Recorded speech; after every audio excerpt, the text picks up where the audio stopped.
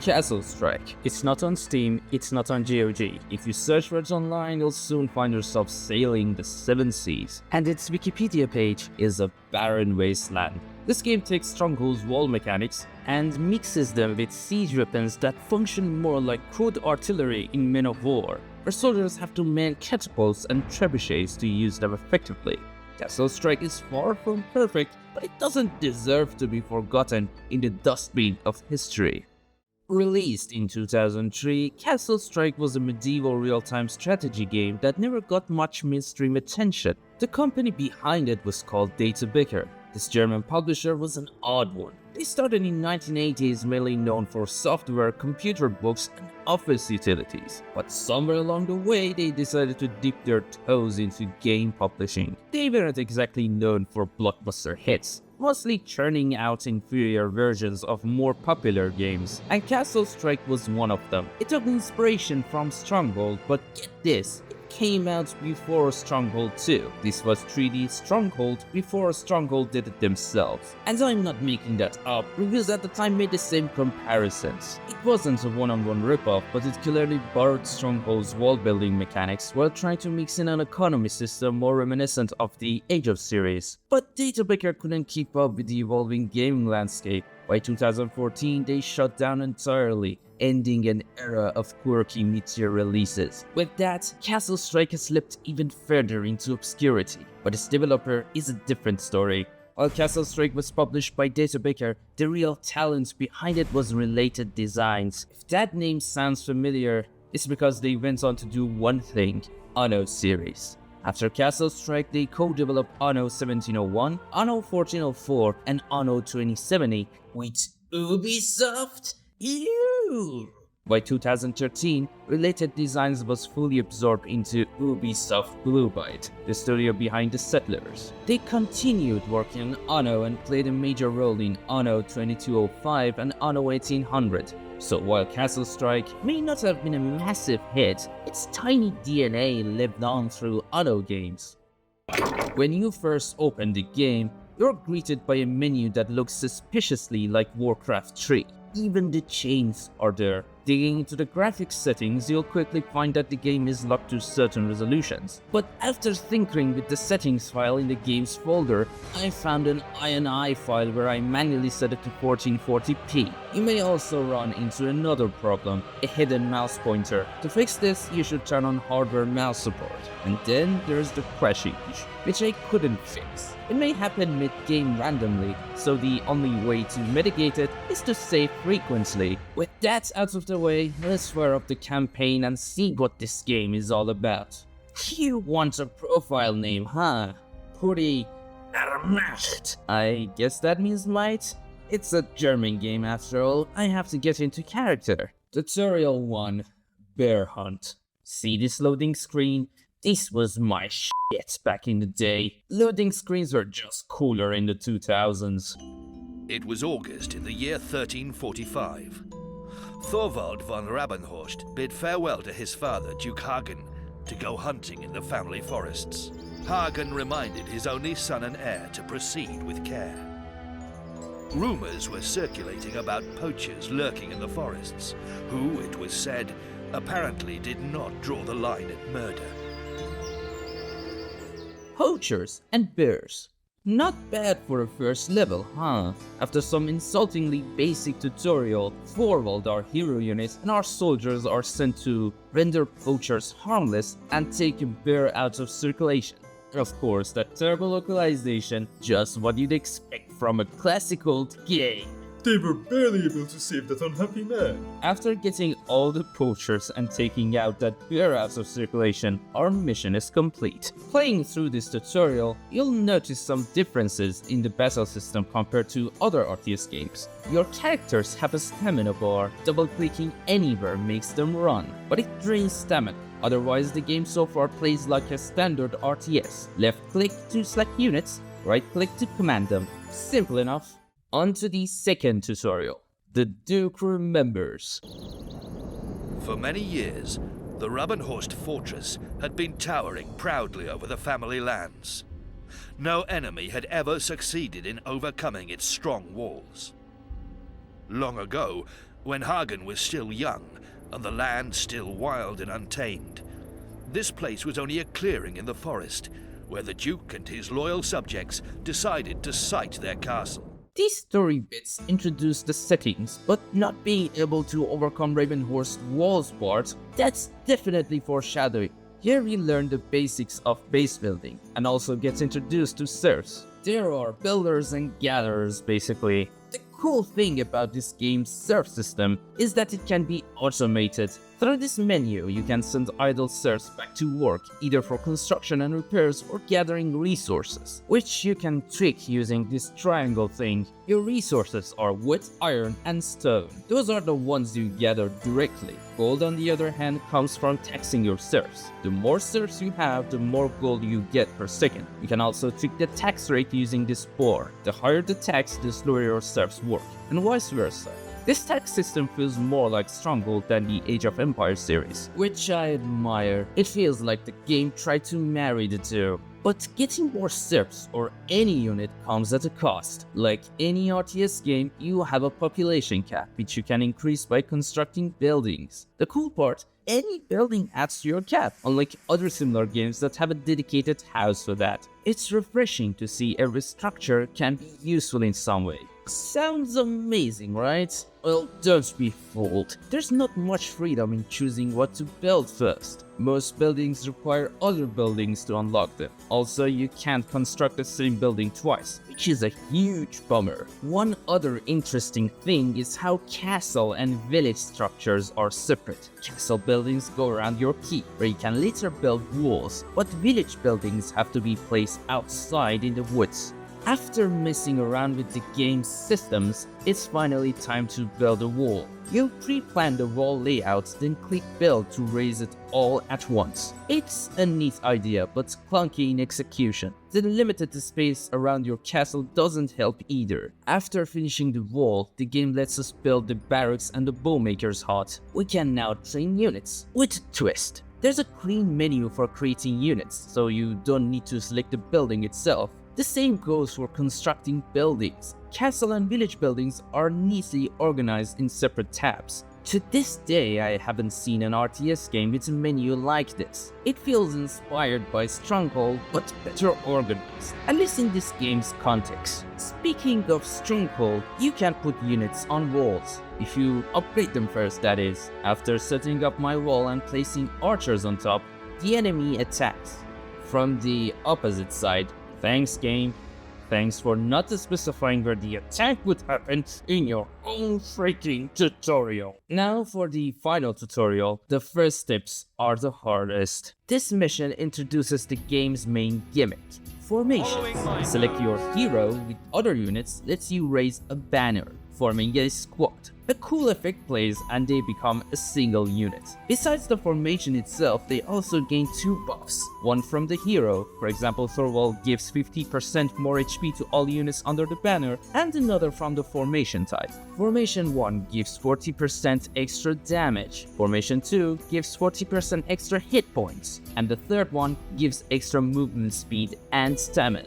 You can put almost any units under the banner except horsemen and siege weapons, which is a shame. After playing around with formations, we move on to Siege Castle. But before that, we meet Svea, my love.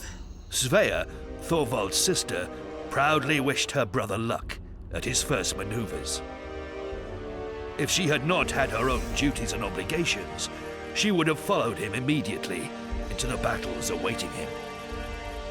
No, don't leave me here, Svea. After my heartbreak, we go to take the castle. There's a long stretch section of using different siege weapons to raid the enemy walls. I should also add that you can't damage enemy buildings with normal units like swordsmen and such. A cool detail about this game is that you can't steal any siege weapons, something that I did a lot through this game's campaign. But this is also where you notice the first cracks in the gameplay. The pathfinding is broken. Units get stuck on the walls like they're having a stroke. Actually, they get stuck on everything in their path. Pretty much any interaction with siege weapons is tedious, and navigating narrow spaces is a nightmare. That's why you'll find yourself double-clicking all over the place, praying they'll actually listen, while Thorvald keeps shouting, Come on then! Which way? It's a good thing that the serve system doesn't require micromanagement, because you need all your attention on Thorvald and your soldiers, or they'll get chopped like burgers. With that, we're done with the tutorials. They teach the game's mechanics well and introduce some characters along the way. Now onto the main campaign. I'll focus more on the story this time, unlike my last video which 8 people watched, I guess. Please like and subscribe. There are 3 main campaigns, each covering one of the 3 playable factions. And last but not least, the story begins with the German campaign. Mission 1. The Road Home. We see our German hero, Thorvald von Rabenhorst, marching along when he crosses path with our 2 main villains. Thorvald and his bodyguards had almost reached the family fortress, when their way was blocked by a troop of heavily armed soldiers. The pack of hired killers was led by Ulrich von Drachenfels, the sworn enemy of the Rabenhorsts. He was accompanied by the Grand Inquisitor, Athanasius Domenico, a man feared by many and famous for his cruelty. An intense battle breaks out. Well, as intense as an old RTS can make it look. Thorvald's soldiers are slaughtered, forcing him to flee toward a cliff where he falls. Now, let's point out a few key things here. This game is loosely based on the 100 Years' War, but the inclusion of a German campaign is a bit odd. The war was mainly fought between England and France, while the Holy Roman Empire played more of a background role, providing mercenaries and political support rather than being a major faction. I mean, Thorvald von Rabenhorst? That's completely made up.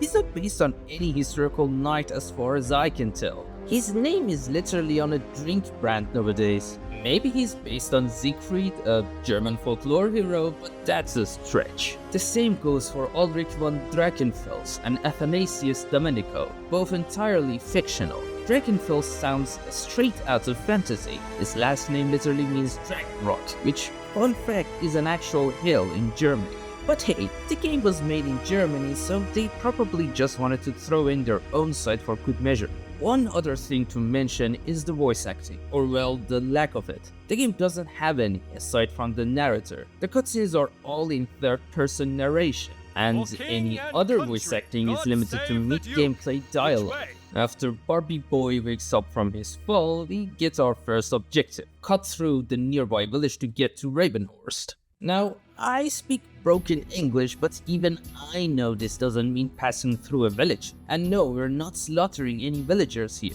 In fact, after we clear out the enemies, the villagers actually come out and celebrate their liberation. The Road Home, Mission 2. We start in a burning village.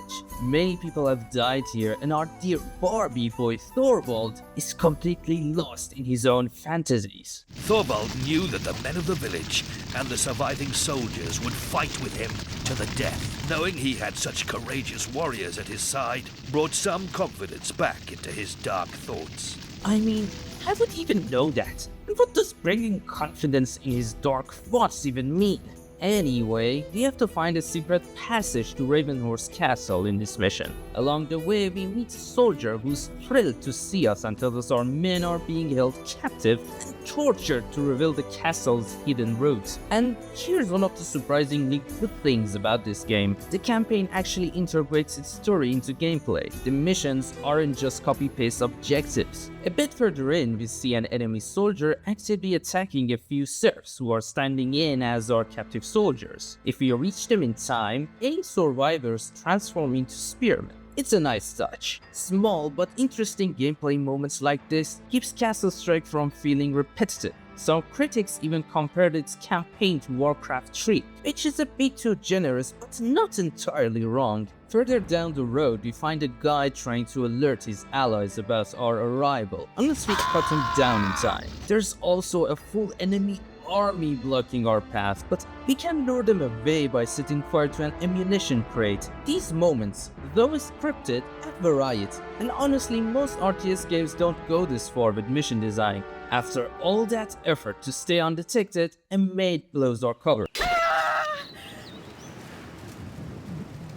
Mission 3. No time to mourn. Hagen, Thorvald's father, is sealing off the castle when Ulrich stabs him in the back. Suddenly, Ulrich appeared behind him. The old secret passage had brought him directly into the heart of the castle. The old arch-enemies faced each other, full of hatred.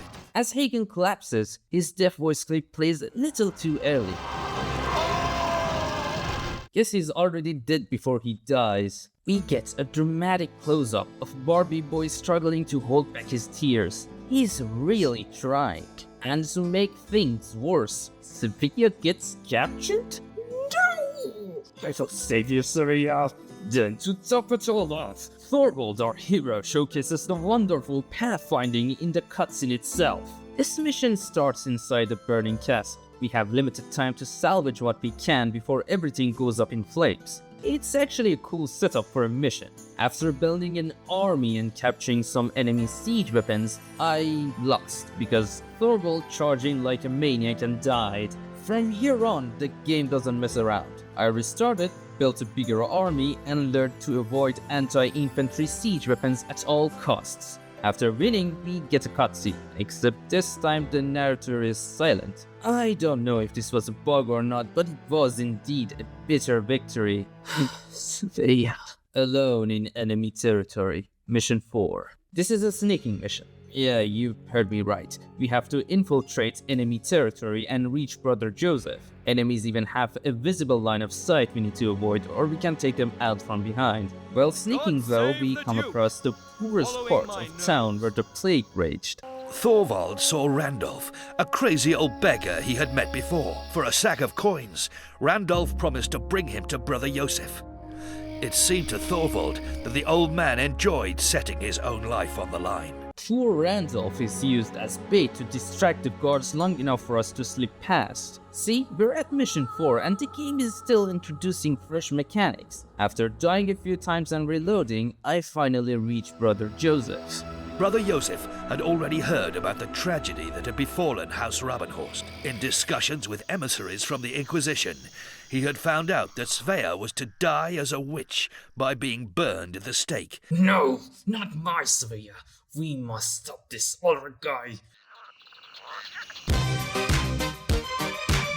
Mission 5. The Narrow Pass. We are reunited with Hagen's brother-in-law, which the game called An old warhorse and a clever strategist. Bartholomew von Hohenstein. He is also a completely made-up character, but the name Hohenstein does in fact exist in real life. It refers to various noble families and locations in Germany, but I'm pretty sure they are unrelated. Our task is to make it through Devil's Pass. The area is surrounded by enemy outposts, so charging in blindly is a bad idea. I built a castle, trained a small army, and took out one of those outposts before stealing all their siege weapons. RTS campaign modes usually lock certain buildings and units behind story progression, unlocking them gradually. This time, cavalry becomes available, but with a twist. In this game, cavalry isn't a dedicated unit. Instead, you buy a horse separately and bring a compatible soldier to the stables to mount it. It's a cool system, but a bit tedious. And since you can't group horsemen under a banner for buffs, they're automatically weaker. Still,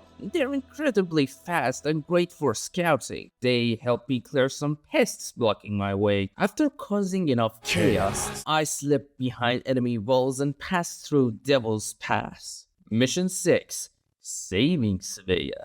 The way over the pass had been difficult. Not many men and even less heavy equipment reached the other side. Thorvald, why and what are you cheering for? Bartholomew and Thorvald knew that with this small pack of courageous but weary warriors, they could do little damage to Castle Trutzburg, where Svea was being held prisoner. They had to find new allies, even if they had to seek them among vile outlaws who sold their loyalty to the highest bidder. This mission introduces yet a fresh setup. We have limited gold and must hire mercenaries. Only 3 unit types are available: archers, arsonists, and Zweihander wielding Gothic knights. Okay, that's just my inner history nerd talking. The game just calls them swordsmen two-handed. Along the way, we can take a detour to find extra gold, but guess what's guarding it? Skeletons. Because as we all know, skeletons roamed medieval Europe, lying in wait underground, ready to rise and defend treasure. 1 point for historical accuracy. Moving on, we stumble upon a village where the manor lord speaks in pig language.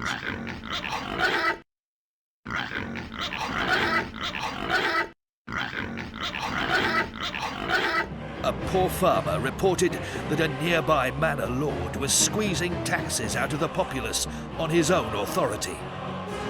Thorvald saw an opportunity here, not only to prove his worth to the population, but also to win a source of income for himself, which would enable him to buy more mercenaries. Here we see a greedier side of Thorvald. Our new task is to kill the tax collector. After taking him out, the villagers agree to pay us 1/10 of their income, and the game gives us the tax collector's building. You can now control the tax collector's building, but be cautious. Squeeze carefully and do not oppress your new subjects unduly. To hell with that. I want gold. I then attacked the enemy castle without siege weapons because I didn't find any around, but I suffered heavy losses. There was a Virgin Mary shrine nearby which in this game heals units, so I went back there to lick my wounds. Little did I know that my greedy subjects would revolt against me for my generous taxation.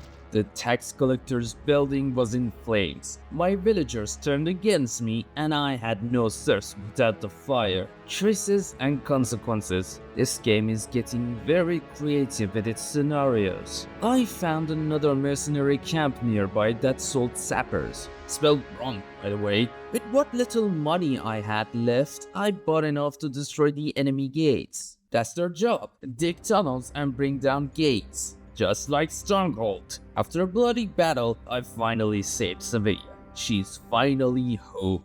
The Road to Revenge. Mission 7. Thorvald called all those to his side who could still carry a weapon. Driven by uncontrollable fury, they set forth. Ulrich, full of fear, had fled to the farthest corner of his domains.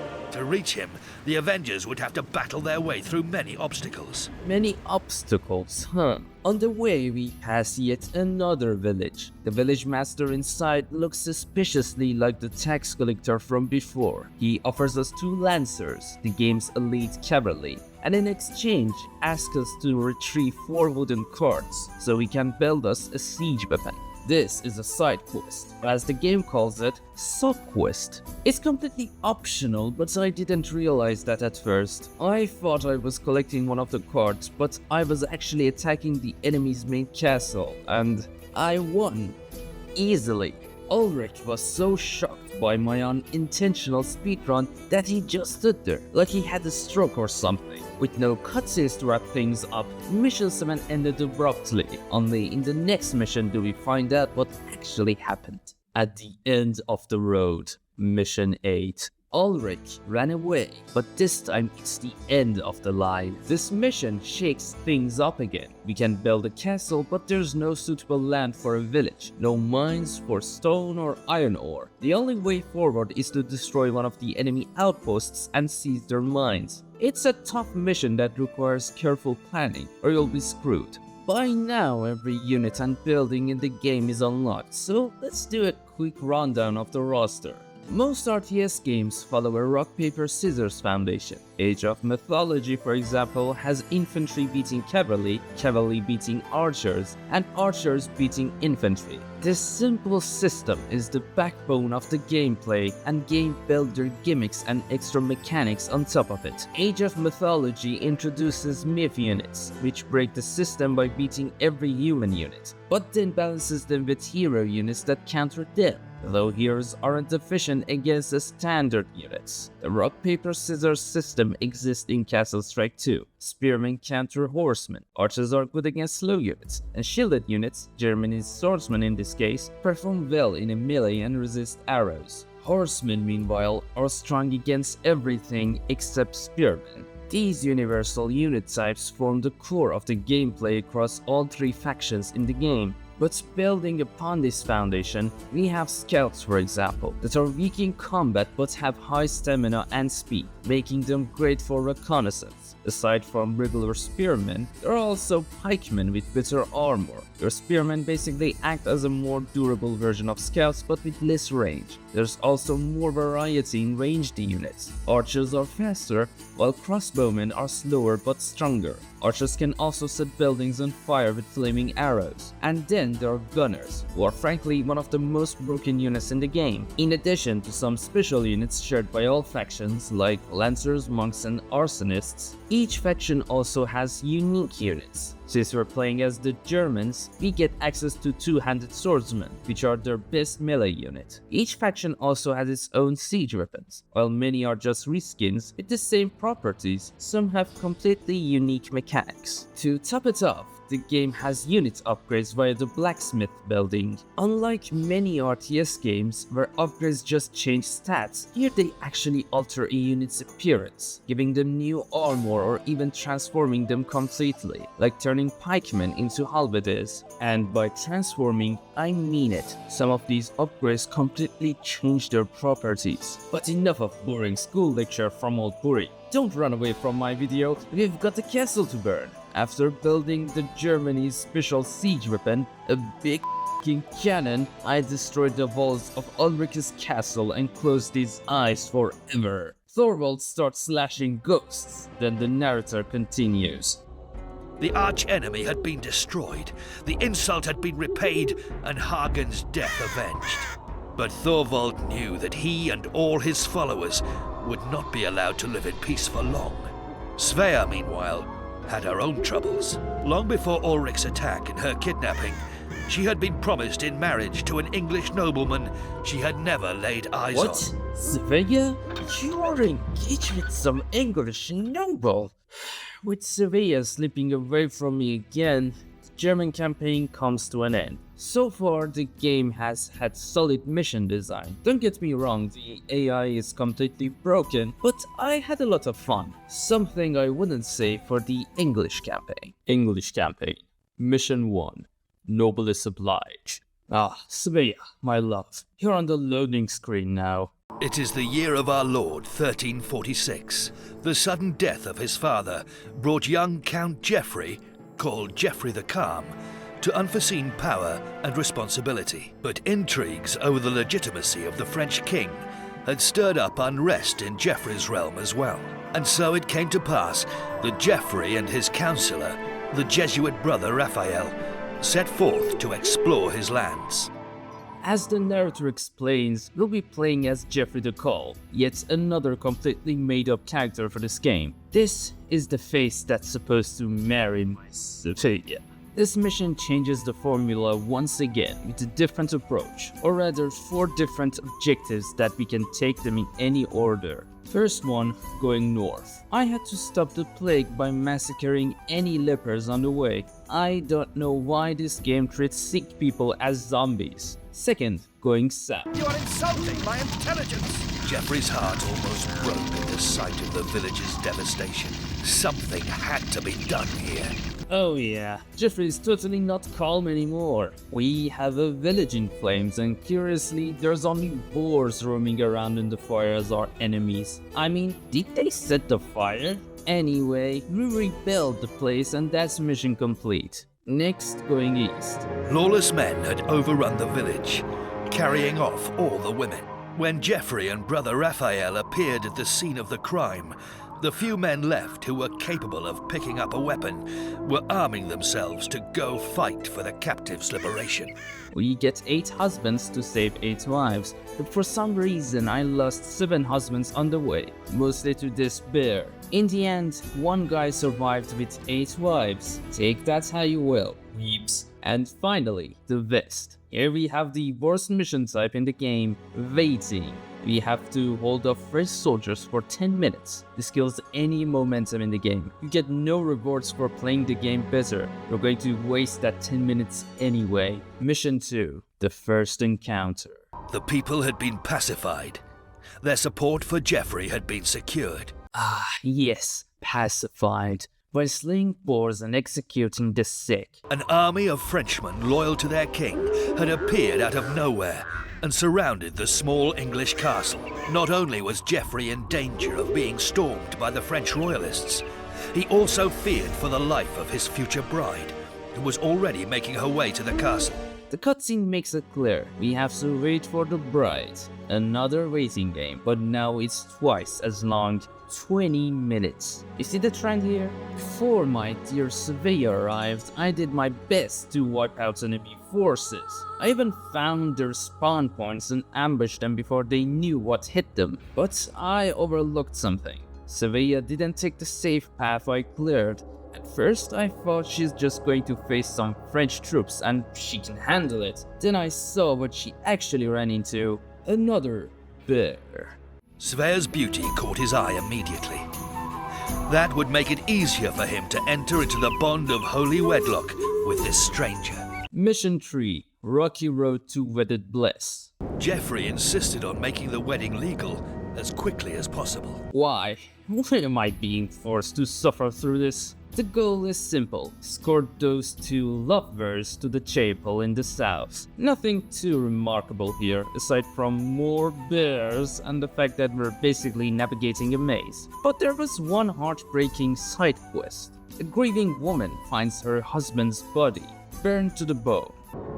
The bonds of matrimony were celebrated ceremoniously and as quietly as possible. For the two noble families, the alliance meant safety in difficult times and protection against the superior enemy in France. They did it. Sevilla is married now. Mission 4. Ambassador from Hell. Our mission here is to take down Abdul, the enemy hero from the east. By now, the game is running out of fresh ideas. Once again, we're missing a key resource in the form of iron ore. So instead of mining it, we just buy it with gold. Aside from more bears and a hidden iron ore mine, this mission doesn't bring much new to the table. It's a straightforward siege except we're wide open on 3 sides. That brings me to a nitpick I have with the walls in this game. As I said before, you can only build them in preset locations around your castle. That means I can only block one approach, while the other 2 will always be a problem. Mission 5. Barbie Boy is in danger. I am in danger. Remember that Domenico guy, the Inquisitor? He bribed all the lords to strip Thorvald of his title, forcing him to flee like a thief, as the narrator puts it. Fortunately, there's no waiting game this time, as Sevilla and her newly-wed noble English husband... Touché! You are insulting my intelligence! We have to save Thorvald. Along the way, we execute more sick people. I should also mention that these guys spread poison to your units. After reaching the central part of the map, we find Thorvald trapped inside a castle under siege from all sides. The mission's gimmick is to defeat 3 enemy leaders in their tents spread across the map in any order you want. We're also low on resources, but we can find more inside these enemy camps. Looks like creative mission design is not completely dead yet. Mission 6. Stop them. This mission sucks. We had 10-minute waiting games, then 20-minute waiting games, now we get half an hour of it. This stage is essentially a tower defense minigame. We have to stop enemies from breaking through our defenses. Only 100 can pass through. Any more than that, and our calm boy Geoffrey will lose all his lands to Germans. My shoes will get dirty! After 30 long minutes of holding my own against this cannon fest, which the game's broken pathfinding actually helped me survive, I might add, this tedious, probably worst mission so far is fulfilled, and we don't even win. They had done what they could, but they could not stop the relentless advance. Half an hour wasted. Mission 7. Preparing for battle. I guess the original aspect ratio for this game wasn't 16:9. These soldiers should spawn off screen and the ground edges shouldn't be visible from this angle. This time we have to find a suitable place for a castle, either in the north or south. But more importantly, we need 10 thousands iron ore and gold. Oh, what a challenge for a person of my stature. At least this is better than waiting around for half an hour. I can play at my own pace. This stage has more bears and a French camp, and an interesting side quest. They had discovered a band of footpads and deserters. Although the audacious bunch appeared to be anything but trustworthy, Geoffrey realized that allies could be won here. The leader of the outlaws, Branwen by name, had fallen into the hands of the French. Freeing her would win Geoffrey the loyalty of the wild men. Branwen is a name with deep roots in Welsh mythology. The most famous Branwen was a tragic figure, a princess of Britain who was married off to the King of Ireland. Betrayed and forced into servitude, she endured cruelty until she sent a desperate message to her brother, sparking a devastating war. Though she was rescued, she could not bear the cost of the bloodshed and died of grief, a symbol of sorrow and lost peace in Celtic legend.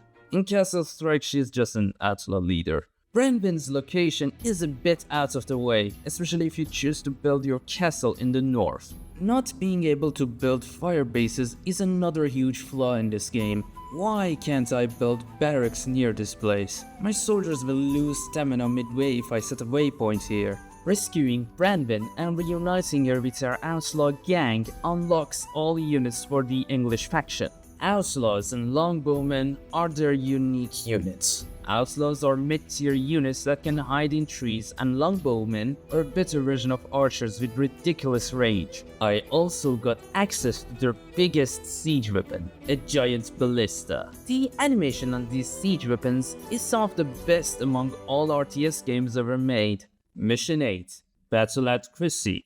The Battle of Crecy was actually a real historical event, fought on August 26, 1346 as part of the 100 Years' War. It was between King Edward III of England and King Philip VI of France. The English won a decisive victory using longbowmen to devastate the French heavy cavalry. So already we're far from history, because instead of Edward III, we have Cowboy Geoffrey, Barbie Boy Thorvald, and my love Sevilla as English leaders. As for German involvement, there were some hired soldiers from the Holy Roman Empire and crossbowmen from Genoa, modern-day Italy, but I highly doubt it was anything like this, where half the enemy army is German. We start right in the middle of the fight. The French and Germans have teamed up against us. They have a massive camp in the north that we need to destroy. The stage's gimmick is the 4 tents scattered around the map, which we can capture. Every 10 minutes, German cavalry will spawn at their location to help us. Midway through the fight, that outlaw woman Branwen also arrives, giving our archers a much needed damage boost. Attacking from 3 sides, I demolished their camps. Geoffrey, Svea and Thorvald had led the vastly outnumbered English troops to victory over the enemy. The battle had been won, but the war would continue. Thorvald realized with dismay that from now on his entire existence would be dedicated to war. As the heir to a throne without a kingdom, he could not return home. He decided to stand behind Svea and Geoffrey in their fight. Together, they decided to counter the French and their allies with unrelenting resistance. That was the English campaign. Equal parts epic battles and frustrating downtimes. Between massacring zombies, waiting for the clock to tick down, and wondering how the game got Crecy so wrong, it was definitely hit or miss. But how would the French campaign fare? Mission 1. The Festival. Thibaut de Chatenois was a noble paladin sworn in fealty to serve the King of France. The order of knights to which he belonged had vowed to persecute all heretics and enemies of the Church. And it came to pass in the year of our Lord 1346 that a great tournament was declared in honor of the king. On the night before the tournament, Athanasius Domenico, Grand Inquisitor of the Holy Mother Church, and Mervenu, the paladin's secret lover, were looking forward to the great mock battles with much anticipation. A distinguished group of brave and outstanding knights had turned up at the joust. The best fighters from the proudest noble families in Germany, England and France came to test their mettle in knightly jousts. But in the paladin Thibaut's very moment of triumph, the festival was attacked by the English king's rebellious insurgents, who saw their chance to cause the premature decease of a great number of the hated French with a single blow. Oh wow. You know, this might just be the best plus and character setup this game has attempted so far. An English troop attacking in the middle of a tournament where we play as a paladin who wants to burn bitches, which is ironic considering we've been running away from them this entire time. He has a secret lover, and that scheming bastard Domenico is right above him in the chain of command. I'm smelling something good here. We start inside the tournament itself, objectively the best arc in any shonen anime. And why do you look like Mike Ruffalo? Oh, well, that explains everything. Anyway, we've got several objectives to complete, and it looks like the game's mission design creativity has recovered from the abomination that was the English campaign. After clearing the tournament area, another cutscene plays. From this battle too, Thibaut emerged victorious, but they had not managed to capture the leader of the rebels. Now time to meet this guy's secret lover. I'm going, but only because I want to. Oh, she has an attitude. These two new heroes actually play differently compared to the others. Thibaut can heal allies under his banner, saving us from relying on those pricey monks. Mevenu, the secret lover, is faster and reduces damage from archers by 50%. Meow. Wait, what? Speak again, woman? Fine, whatever. Meow. I had to dig deep for this one, and guess what? Somehow history has been hiding the fact that better knights were out there seeping for meowing mercenary cat girls. Oh look, another bear. And she's dying now. Well, guess cat girls are known for their tankiness. After taking down the enemy leader, this stage is cleared. Now on to Bastion, Mission 2. Another waiting game, this time 15 minutes. You know what, I don't hate it here. We actually have to scramble, settle in, and set up defenses before Domenico arrives. But too bad we still can't build walls freely. At first, the enemy only attacks from one direction, but near the end, surprise, hidden outlaws right under our noses. Then after finishing the stage, we get main quest completed.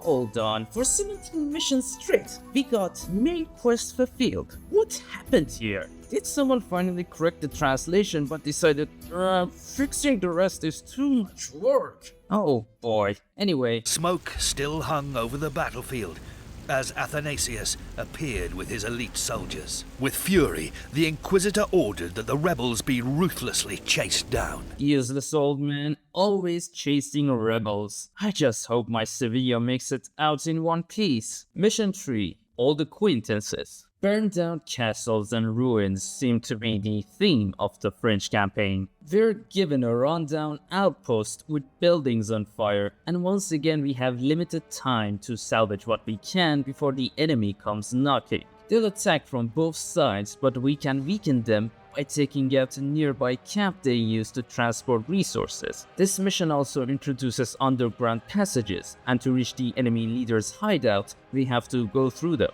This is where the game actually challenged me. I was stuck at a choke point, an enemy tower behind me, enemies in front, and pathfinding straight from hell. My units wandered into death like complete morons. And then, disaster struck. I wasn't watching Thibaut's health, and the moment I realized he was about to die, I panic saved. You ever played games like Skyrim or Max Payne? You know, when you save right before an impossible attack from the enemy? This was one of those. I was stuck in a death loop. Thibaut refused to listen to my inputs, and the game's janky pathfinding had me screaming into the void. But then, I found a sweet spot. Somehow I got him to move. We healed up at a Virgin Mary's shrine, and I came back for revenge. Little did I know that my enemy was Calm Boy Jeffrey, and by calm I mean he died without a single ounce of fanfare. One of the main characters died without a single frame of cutscene, and now we have Thorvald and Sevilla in our custody. He hastened to put the spoils of war safely into the hands of the Inquisition. Wait. Thibaut, what are you doing? Don't hand them over to that old bastard. Mission 4. Witch Hunt. The next morning, Thibaut and his prisoners reached one of his outposts. A split second of carelessness during the changing of the guard, and Thorvald and Svea managed to escape. Yes, run. Don't let them get you. Athanasius Domenico was fuming.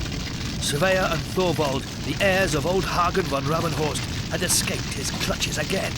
Against Thibaut's express wishes, the Inquisitor put the cold-blooded Merveneur in charge of the pursuit of the outlaw siblings. Looks like we're in for a lot of meowing on this journey. This mission is a wild chase. I even have some of my most vivid childhood memories from it. After maneuvering around the fire set up by Thorvald, we reach a village. Along the way, we cut down everyone inside, even the poor serfs. I will crush you like a worm. And Mvenu seems way too into it. How the hell did Thibaut fall in love with her? Mewing all the way, we storm a castle only to be met with a silent cutscene. No time to dwell on that though, because Svea and Thorvald are making a break for it. They have to reach the bell on the mountain to sound the alarm before they reach the gates. It looked like Thorvald and Svea were going to get away, but then the traitorous silence was broken by the loud. They ran as fast as they could, but an alert guard saw them and fired. Svea was hit and could not run any further. Butt shot. Nice. Svea takes a bullet to the leg, and just like that, Thorvald ditches her. She's officially entered damsel in distress mode, and to make matters worse, she's right back in Domenico's hands. Again. This mission really stuck with me as a kid. Seeing the heroes from the previous campaign as enemies was a genuinely eerie concept. It was one of the first times the game made me feel that unsettling. Mission 5. On the wrong track. Oh, a red carpet. Svea had been the paladin's prisoner for several weeks, and was increasingly becoming a thorn in the eye of the jealous Merveneur. Finally, one day, Merveneur could control herself no longer, and demanded that Athanasius take drastic measures. The female dog that had stolen Thibaut's heart had to disappear. Jealousy of a cat girl, calling Svea a female dog. You know what female dog means, right? Thibaut would never permit harm to come to Svea. So the cunning Inquisitor would have to get him out of the way.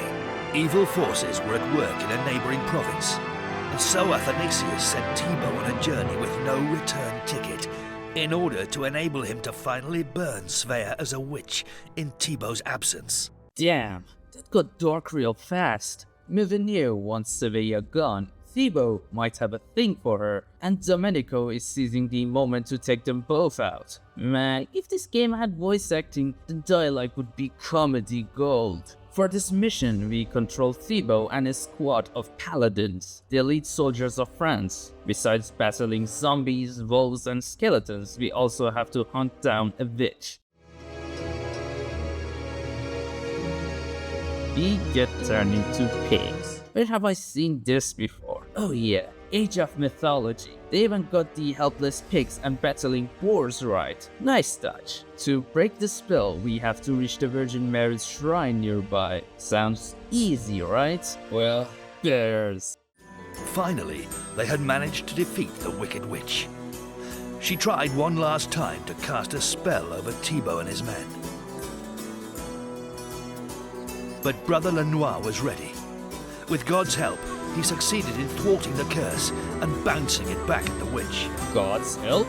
Nah, Brother Lenoir, that was straight up sorcery. Eventually, we reach a land completely overrun by zombies. But the moment we step near a grave, they all just collapse with no explanation.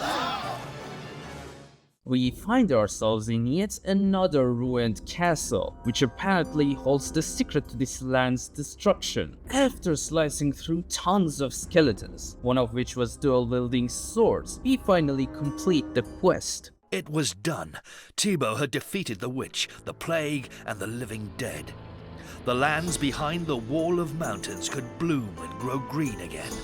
Happy in their hearts, they set forth on the return journey. Greens can grow again. Okay, so medieval France had some dark fantasy shit going on, I guess. Wait, Thorvald? Thorvald's scouts had found out what Thibaut in his blind devotion to duty had not realized. Svea was already in Paris, where she was to be burned at the stake. Oh no, Paris is for love, not death. Mission 6. Against all odds. Thorvald must have rolled a critical charisma check, because Thibaut just betrayed his entire country with zero hesitation. Dude enters full frenzy mode. He's ready to burn down an entire city just to save Sevilla. That's just not irrational. It's straight up unhinged. Armed with sappers and saboteurs, our job is to tear down enemy walls and buildings. The enemy has multiple barracks spewing out troops all over the place. Why can't we do the same? So taking them down is a top priority. Mid-battle, Thorvald shows up with siege weapons to help us smash through the fortress where Sevilla is being held, so we bring it down and rescue her. But at what cost? Svea was free, but Athanasius ordered his bowmen to loose their arrows at his adversaries and eliminate them from the face of the earth once and for all. Heedless of impending death, Thorvald leapt into the line of fire. He had sworn to protect his sister's life and remained loyal to that oath unto death. Svea had to live. Thorvald would sacrifice his life for hers. Thorvald is dead. And you know what? I kinda miss him. Even though none of these characters have any personality, they do have this charm, I guess. But before I get too sentimental, let's talk about this game's god-awful pathfinding again. Mission 7. Paladin by the grace of God.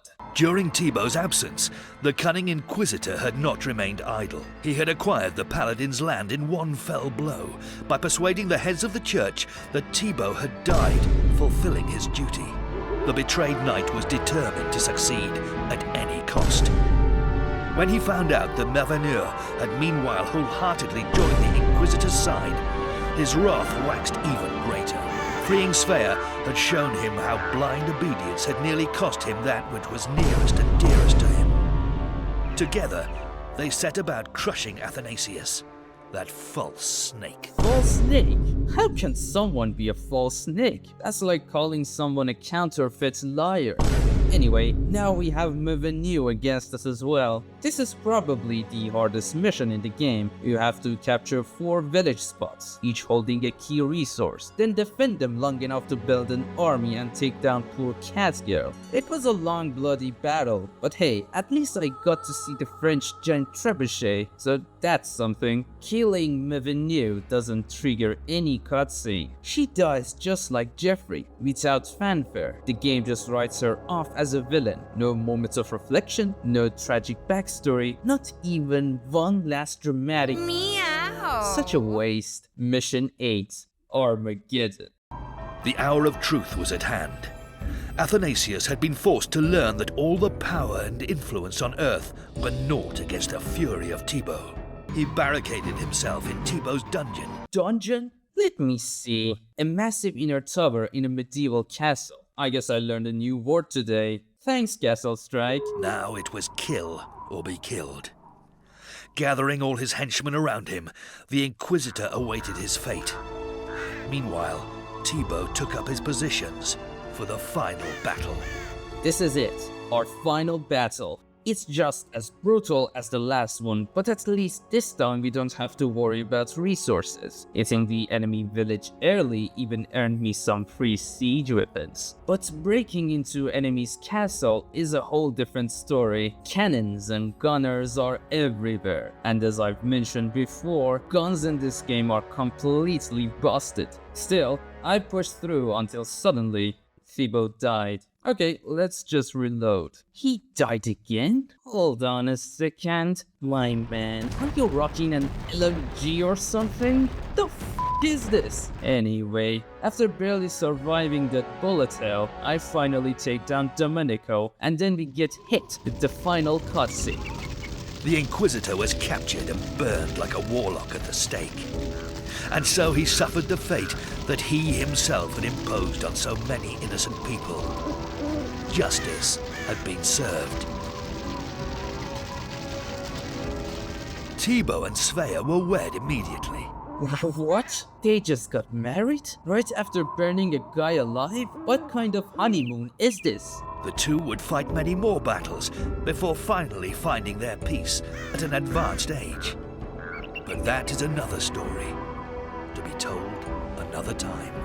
And what? Set up for the next game that's never coming. With this, we finish the campaign of Castle Strike. This game fails both as a historical retelling and as a dramatic plot-driven experience. It tries to be both but succeeds at neither. The lack of voice dialogues really hurts its sense of character, even though in-game these characters do have voice lines. That aside, I have to admit that having factions speak in their native languages is a pretty neat touch. The mission design is solid, at least for the most part. The English campaign dragged with its endless waiting games, but the concept behind these missions were actually quite good, dare I say better than most RTS games. Unfortunately, execution is everything, and the god-awful pathfinding alone drags this game down hard. The attack move command, an essential mechanic in any RTS game, is unreliable here. The formation system forces you to choose between buffs or proper micromanagement. The building system is too restrictive, with everything being predetermined and on rails. The one building per type limitation severely cripples strategic depth. At its core, Castle Strike isn't fundamentally flawed.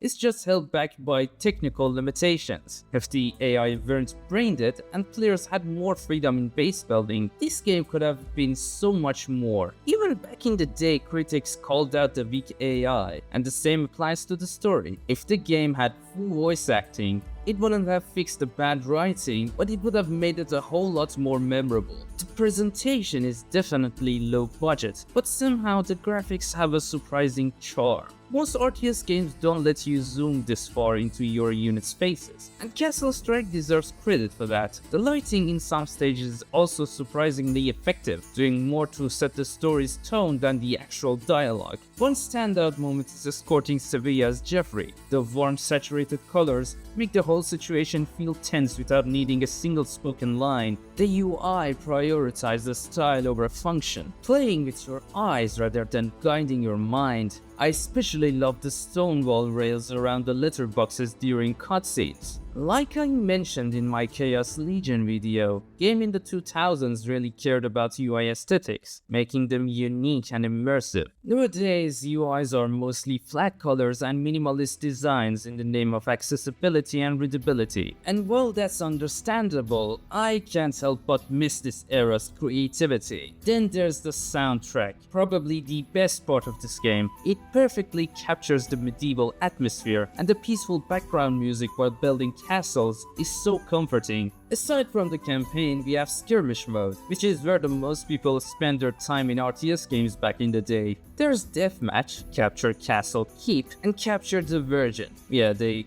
give you a princess to protect. Unfortunately, these modes don't play that differently, and that rings true for the three factions as well. Aside from a different coat of paint, they have a few unique units. Germany's infantry, England's ranged units, and France's cavalry are slightly better than others, but the differences aren't drastic enough to make each faction feel truly unique gameplay-wise. But the map selection is actually really cool. You can pick from pre-made maps or generate your own, tweaking the size and even the season. That level of customization is a nice touch. However, there's no dedicated map editor, which was a big missed opportunity, especially when most RTS games of the time had one. Critics even called this out back then. As for online play, well, GameSpy is long gone and no one plays this game anymore. But I do have fond memories of LAN battles as a kid. The early game was fun, but once you reach the late game, it unlocked an upgrade, which unlocked another upgrade, which unlocked another,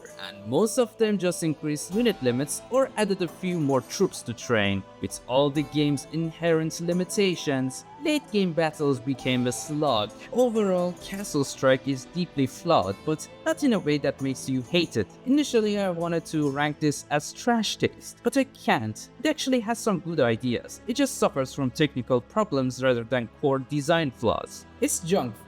Fun while it lasts, but not something you'll come back to.